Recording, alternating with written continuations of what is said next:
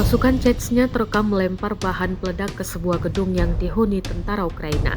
Ledakan dahsyat pun sukses meruntuhkan gedung dalam hitungan menit.